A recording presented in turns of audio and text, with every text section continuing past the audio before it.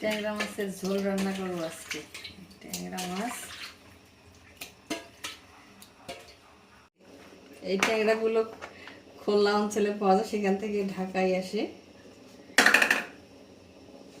মরিচ, পরিমাণ মতো লবণ, শুকনো মরিচের গুঁড়ো, আদা রসুন বাটা একসাথে বেটেছি। রান্নাটা মেখে মেখে করবো।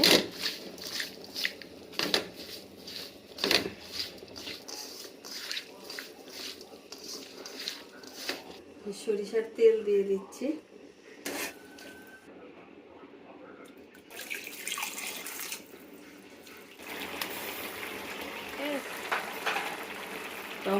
টমেটো দিয়ে ট্যাংরা মাছের ঝোল, হালকা ঝোল।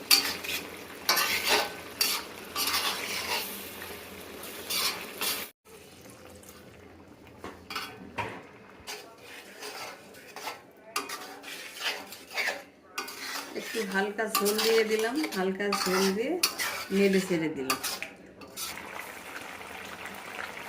রান্না প্রায় শেষের দিকে, তারপর হয়ে যাবে। হ্যাঁ।